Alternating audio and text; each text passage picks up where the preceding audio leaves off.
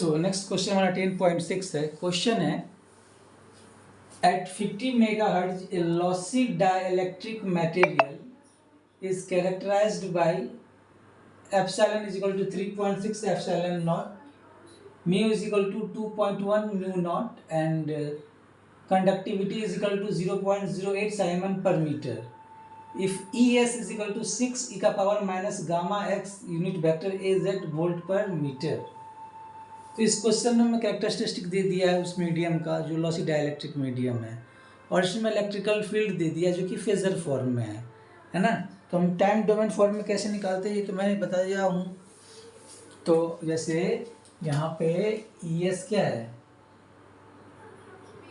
6 e का power minus gamma x unit vector AZ। तो इसको अगर टाइम फॉर्म में लिखना हो तो क्या करते थे, इसको मल्टीप्लाई करते थे किससे, j ओमेगा टी से, है ना।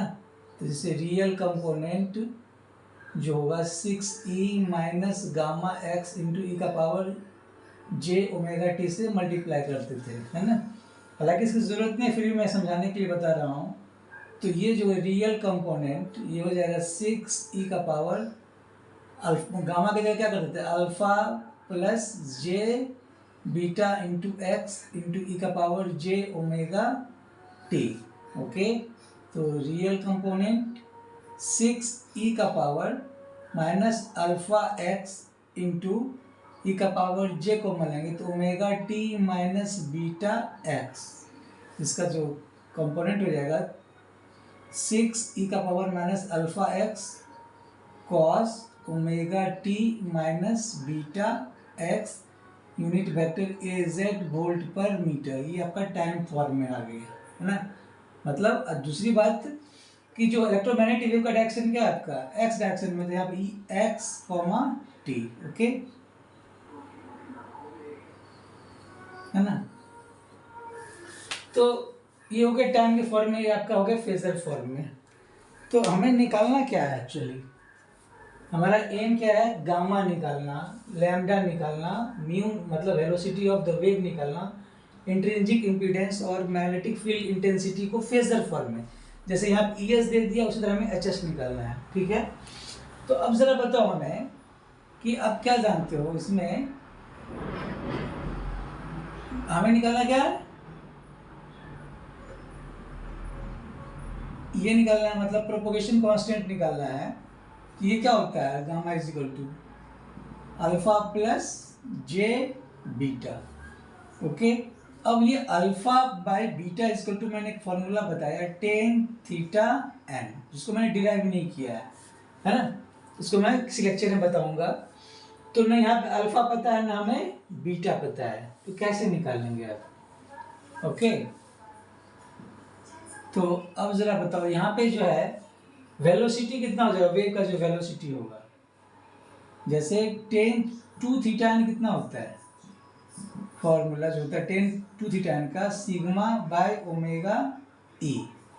क्लियर, तो इसे सिग्मा तो दे दिया है कितना 0.08, ओमेगा क्या हो जाएगा 2 पाई एफ इंटू एप्सिलॉन की जगह क्या लिख देंगे हम, कितना दे दिया 3.6 एप्सिलॉन नॉट।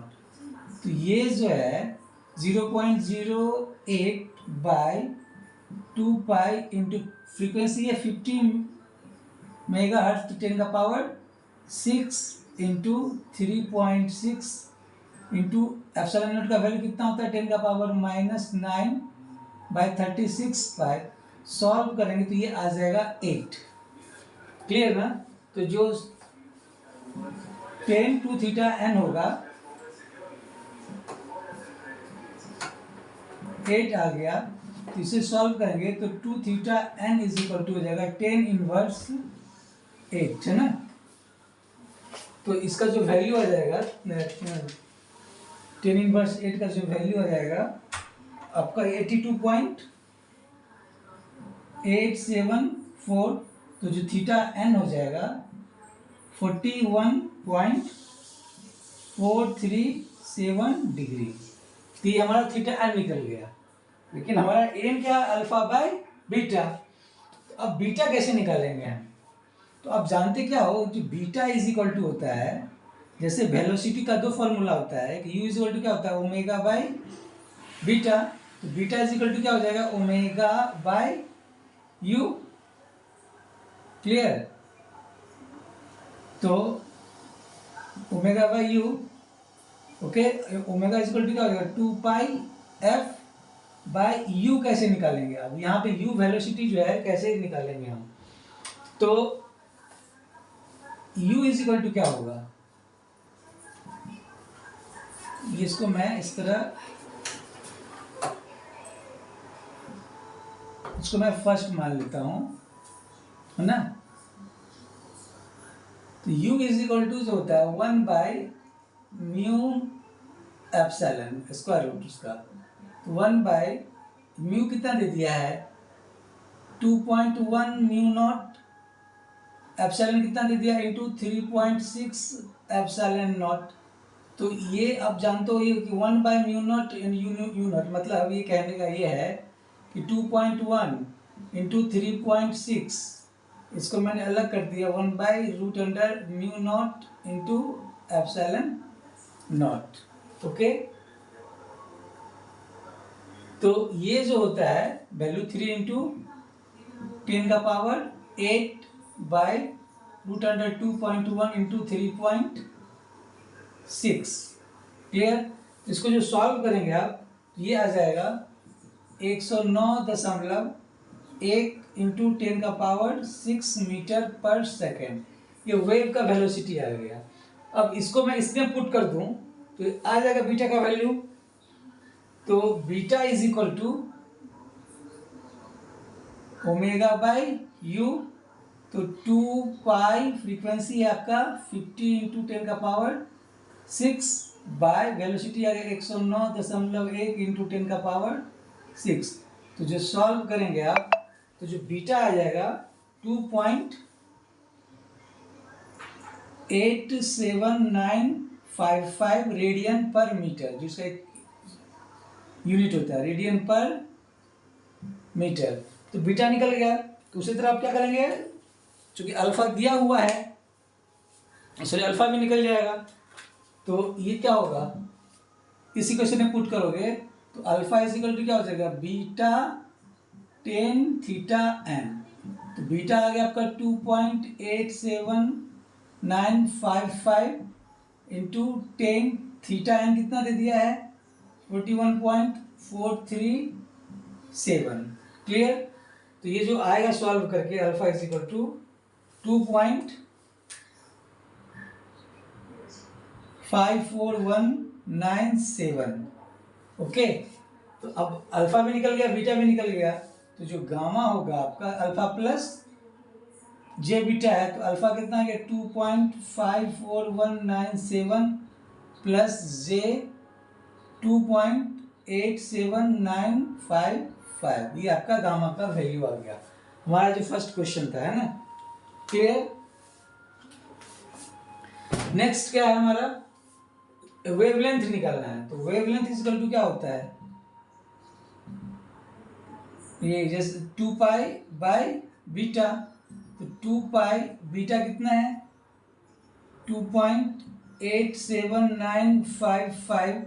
तो जो सॉल्व करेंगे आप तो ये आ जाएगा 2.182 मीटर। ये आपका वेवलेंथ आ गया। क्वेश्चन नंबर ए हो गया। क्वेश्चन नंबर बी, और नेक्स्ट क्या था, वेलोसिटी सी। तो वेलोसिटी तो निकाल ही चुके थे, सी कितना निकला था velocity, u is equal to 109.1 into 10⁻6 metre पर सेकेंड। ये वेलोसिटी ऑफ द वेव निकल गया। क्लियर? अब नेक्स्ट क्वेश्चन क्या हमारा, इंट्रिंसिक इम्पीडेंस निकालना है ना। तो अब इंट्रिंसिक इम्पीडेंस जो है क्वेश्चन नंबर डी के लिए, एन इज इक्वल टू क्या होता है, इसका मैग्नीट्यूड और angle theta n. Theta n तो ऑलरेडी मैं निकाल चुका हूं, अभी मैग्नीट्यूड कैसे निकालेंगे, है ना। तो ये जो मैग्नीट्यूड होता है,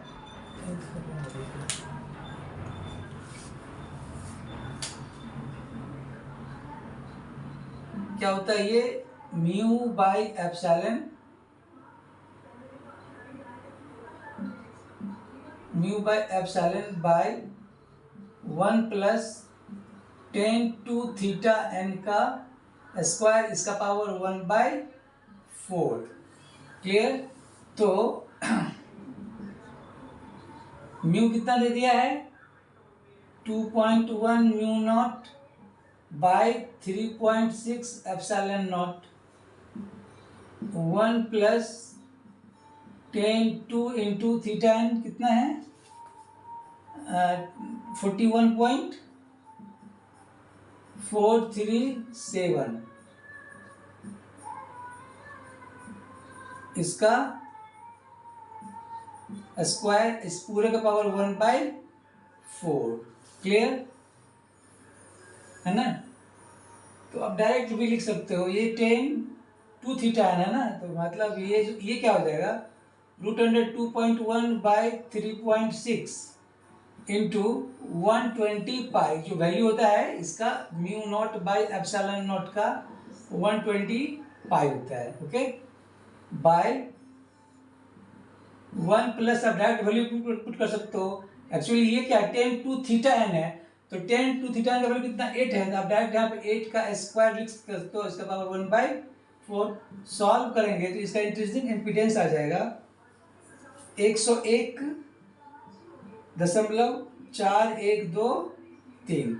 तो जो ये इंट्रिंसिक इम्पीडेंस आ जाएगा थीटा एन मतलब कितना आ जाएगा 101.4123 एंगल थीटा एन कितना है 41.437 डिग्री। ये क्वेश्चन नंबर आपका डी हो गया, क्वेश्चन नंबर डी का आंसर। अब लास्ट क्वेश्चन हमारा एच एस। ओके, तो एक चीज मैं आपको बता दूं कि एच एस तो एच कितना हो जाएगा। सुनो, एच का जो फॉर्मूला होगा आप डायरेक्ट ऐसे भी लिख सकते हो H is equal to H0 e का पावर माइनस अल्फा क्या है ये आपका एक्स है ना, x cos omega t minus beta x. अब ये क्या है, क्योंकि आप जानते हो जो इलेक्ट्रिकल फील्ड क्या करता है लीड करता है किससे, मैग्नेटिक फील्ड से। तो चूंकि यहाँ पे इलेक्ट्रिकल फील्ड दे दिया है, इसके रिस्पेक्ट में मैग्नेटिक फील्ड क्या होगा लैग करेगा, लैग करेगा का मतलब माइनस से इसमें माइनस साइन इसमें दे देंगे माइनस थीटा एन, क्योंकि मैग्नेटिक फील्ड क्या कर रहा है लैग कर रहा है इलेक्ट्रिकल फील्ड से। अब नेक्स्ट पॉइंट आ गया इसका डायरेक्शन क्या होगा। तो मैंने बताया कि इलेक्ट्रिकल फील्ड का डायरेक्शन क्या ए जेड है, और इलेक्ट्रोमैग्नेटिक वेव का डायरेक्शन क्या हो गया, जो बीटा का जो कोफिशिएंट क्या एक्स है, ठीक है, और बीटा का कोफिशिएंट एक्स ये बताएगा कि ये ए एक्स डायरेक्शन में इलेक्ट्रोमैग्नेटिक वेव है। ओके, और जो कि माइनस में है ये इसका पॉजिटिव डायरेक्शन में बताएगा। ओके, कहने का मतलब कि जो ए के इज इक्वल टू होता है ए ई इंटू ए एच। तो इलेक्ट्रोमैग्नेटिक वेव का डायरेक्शन एक्स डायरेक्शन है, पॉजिटिव एक्स डायरेक्शन में है, तो ये तो हो गया आपका ए एक्स। ए ई का डायरेक्शन क्या दे दिया आपका ए जेड डायरेक्शन, क्रॉस हमें ए एच का डायरेक्शन पता करना है। तो ऐसा क्या करें कि हमको जो है ए एक्स आ जाए।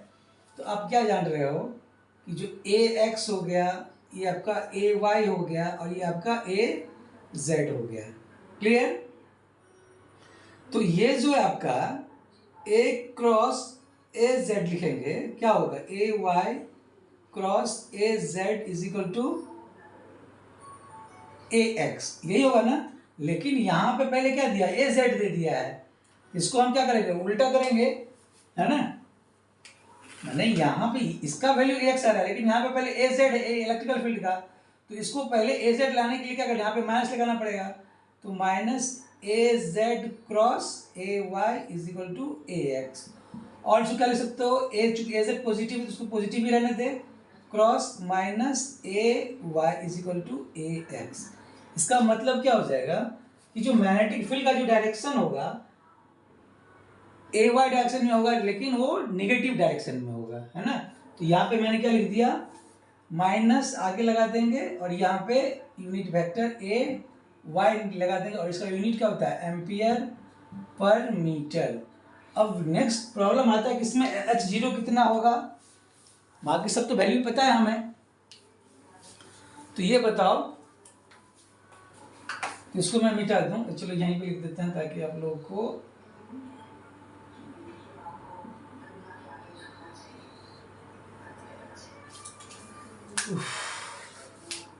तो ये जो H0 है, H0 इज इक्वल टू क्या होता है, E0 बाई एन का मैग्नीट्यूड। तो E0 कितना है, E0 जो है 6 है ना, यहाँ पे जो E0 है, E0 इज इक्वल टू 6। तो क्या हो जाएगा 6 बाई, इसका मैग्नीट्यूड कितना आ गया 101.412 तो जो सॉल्व करेंगे है ना, तो ये आ जाएगा ये आपका सॉल्व करेंगे ई का जो वैल्यू आ जाएगा, ई नॉट का वैल्यू 59 पॉइंट, एच का वैल्यू 59.164 है ना।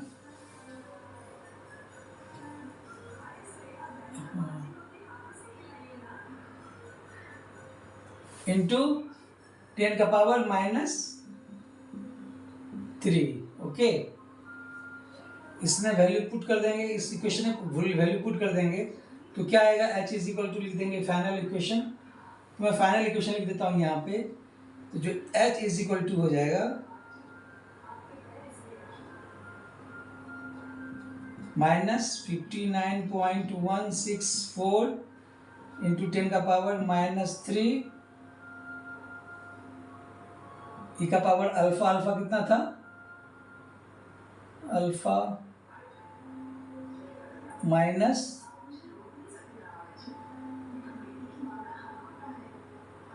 अल्फा जो है आपका हो गया 2 पॉइंट, यहाँ पे लिख देंगे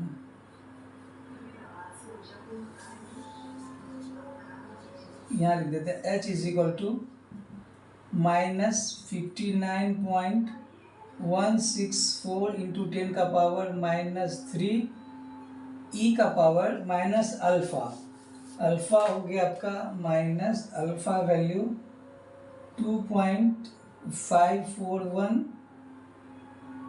एक्स है ना, x into cos omega T. Omega कितना है इसे नहीं लिखा है ना, डायरेक्ट लिख omega t minus beta, beta कितना है, बीटा तो निकल रहा था, बीटा आपका 2.87955 माइनस थीटा एन कितना है, theta n 41.437 okay. Direction unit vector a y ampere पर मीटर ओके। और इसको अगर इसमें लिखना चाहते हैं फेजर फॉर्म में तो ये क्या आ जाएगा, -59.164 ई का पावर माइनस जे, जो एंगल कितना है 41.437 और ई का पावर जो चीज़ लिखा हुआ नहीं इसको पूरा उतार दो, minus gamma x unit vector a y ampere पर मीटर। ये आपका फेजर फॉर्म में आ गया। जिससे मैंने गामा जो था अल्फा प्लस जे बीटा मैंने बिल्कुल यही लिख दिया है यहाँ पे, क्लियर। तो ये आपका फेजर फॉर्म में आएगा, आप इसको आप अलग अलग भी कर सकते हो ओके। इसमें एक और चीज छूट गया है, ओमेगा टी माइनस बीटा ये एक्स होगा,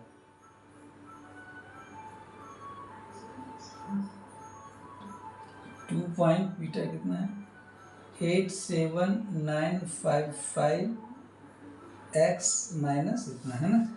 ये फेजर फॉर्म में हो गया, टाइम फॉर्म में। तो यही था इसका आंसर इलेक्ट्रिकल फील्ड इंटेंसिटी का। लेकिन आपसे क्वेश्चन पूछा था फेजर फॉर्म में, तो जो नीचे वाला आंसर है उसको आप लिखेंगे, क्लियर।